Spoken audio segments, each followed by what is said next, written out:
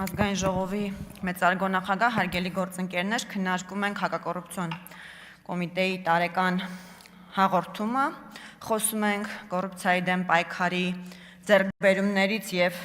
ձախողումներից եւ բնականաբար նաեւ չենք կարողանում խուսափել ականատես լինել բացառիկ երեսպաշտության մեր ընդդիմադիր գործընկերների կողմից ցուցաբերված։ Հարգելի ընդդիմադիր գործընկերներ, դուք չեք վաստակել իրավունքը խոսելու կոռուպցիայի մասին։ Նախքան դուք կարողանաք խոսել կոռուպցիայի մասին, կոռուպցիայի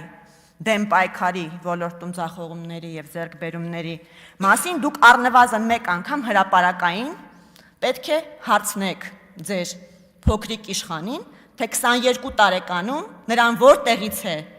նա որտեղից է ստացել 1 միլիարդ 72 միլիոն դրամ գումար։ Որտեղից իրան այդ փողը Nairi Insurance ընկերության փաթեթը գնելու համար։ Վերջինիս հայրիկին պետք է գոնե մեկ անգամ հրապարակային հարցնեք, այն ինչ 200 միլիոն դոլարի մասին է խոսքը, որ փորձ է արվում հիմա բռնագանձել նրանից ապօրինի ծագում ունեցող գույքի բռնագանձման շրջանակներում։ Որտեղից։ Քանի դեռ դուք դա չեք արել, մնացած ձեր այն բեմադրությունները, որ այստեղից անում եք, ծիծաղելի է, առնվազն ծիծաղելի է։ Մեկ անգամ հարցրեք, հետո եկեք շարունակենք մեր քննարկումները։ Հարգելի գործընկերներ, այստեղ մի շարք պնդումներ են արվել, որոնց պետք է նաև անդրադառնամ։ Հարգարժան պարոն Դանելյանը երեկ խոսում էր մեկ անձից գնումների ահագնացող տեմպերի մասին։ Հարգելի պարոն Դանելյան, սիրելի Գառնիկ, ես ձեզ պետք է խնդրեմ մի բանից խոսելուց առաջ ծանոթանալ գոնե վիճակագրություն։ Նյութին տիրապետեք, մի փոքր չեմ ասում խորությամբ, բայց մի փոքր տիրապետեք, կարդացեք վիճակագրություն։ Տվյալները շատ են, մի հատ թեթև Google արեք, կբերի ձեզ, բայց քանի որ չեք արել, այստեղից ձեզ այդ վիճակագրությունը ներկայացնեմ մյուս անգամ, որ նման հայտարարություններ չանեք։ Ուրեմն մեկ անձից գնումները պետական մարմինների ընդհանուր գնումներում 17 թվականին կազմել են 56.4%, այսինքն ամբողջ գնումների կեսից ավելին մեկ անձից գնումներ են եղել։ 18 թվականին 52.7%, այսինքն սկսել է իջնել, 19-ին 52%, 20-ին 50.5%, 21-ին մի փոքր բարձրացել է 51.2% հասկանալի պատճառներով, 22-ին էլի իջել է 45%, 23-ին նորից իջել է 43.9%, 24 թվականին 16.2%, այսինքն իջել է 6 տակի։ Ահագնացող տեմպերը վեր չեն բարձրացել, պարոն Դանելյան, ներքև են իջել, ահագնացող տեմպերով մեկ անձից գնումները նվազել են։ 25 թվականի համար նորից ունենք նվազում։ Կարդում ենք Factor-EM-ի հետազոտությունը եւ ըստ այդ հետազոտության պետական մարմինները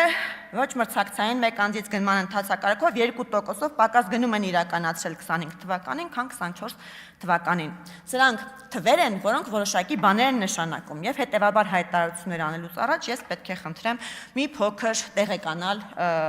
իրողություններին։ Այստեղ շատ է խոսվում կոռուպցիայի ընկալման համաթվի մասին եւ տենց մեծ ապոկալիպտիկ մեկ նիշով նվազել է, այո, շատ վատ է, որ մեկ նիշով նվազել է եւ մենք դրանից անում ենք հետեւություններ, 2 տարի առաջ էլ 3 տարի առաջ էլ 2 նիշով էր նվազել, հաջորդ տարի ավելացավ նորից, այս տարի նվազել է, բնականաբար այդ ուղղությամբ աշխատում ենք։ Բայց այս առումով նույնպես պետք է ասեմ, որ դուք խոսելու իրավունք չունեք, որովհետեւ ձեր իշխանության տարիներին կոռուպցիայի ընկալման համաթիվը եղել է 35, այսինքն երբ ասում եք, որ 50-ից ցածրը նշանակում է խայտառակ կոռուպցիա, ձեր տարիներին 2015 թվականին կոռուպցիայի ընկալման համաթիվը եղել է 35, խայտառակ կոռուպցիա, ինչպես դուք կասեիք։ 2019 թվականին կոռուպցիայի ընկալման համաթիվը դրական տեղաշարժ է ունեցել, դառնալով 42 միավոր, 24-ին 42 ենք, ներողություն, 24-ին 25-ին մենք 24-ին ունեցել ենք 47, 25-ին 46, մեկ նիշով նվազում ենք ունեցել, բայց երբ համեմատում ենք 15-25 թվականի հետ, 10 տարվա ընթացքում մենք 11 նիշի բարելավում ենք ունեցել։ Հետևաբար հարգելի գործընկերներ, խնդրում եմ նորից ձեր հայտարարությունները անել փաստահենք։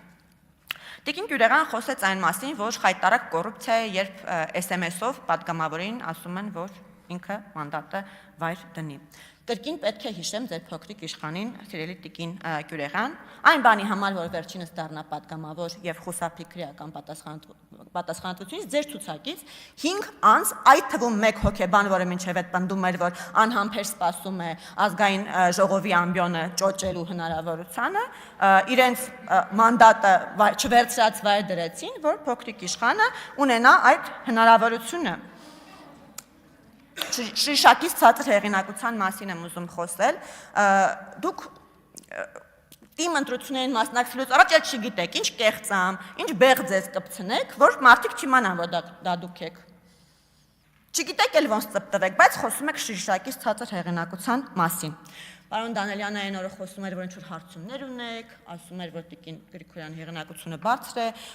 շատ լավ է, բայց դա կարևոր չի։ Ենթադրում եմ, որ բացի տիկին Գրիգորյանի հեղինակությունից նաև ծանոթացել եք ձեր հեղինակությանը, եւ այդ թվերը նույնպես գիտեք։ Եվ շատ լավ գիտեք, որ ձեր հեղինակությունն է, որ իրականում շիշակից ցածր է։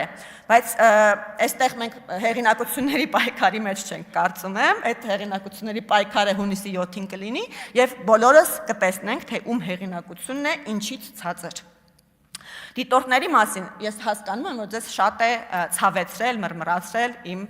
նախագիծը եւ ահա որ ուրախանում եմ դրանից։ Դա նշանակում է, որ ես թիրախին եմ հարվածել, դա նշանակում է, որ այն նպատակը, որ ես ունեի, որ քաղաքական գործիչները, որոնք որոշում են պահի տակ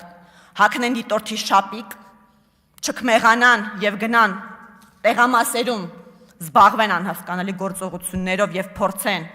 ընտրությունների վերաբերյալ հանրությանը մոլորեցնող ինֆորմացիա հաղորդել, դա նշանակում է, որ դուք շահագրգռված եք նրանց այնտեղ լինելով եւ նրանք այնտեղ չեն լինելու եւ ես շատ հպարտ եմ դրանով։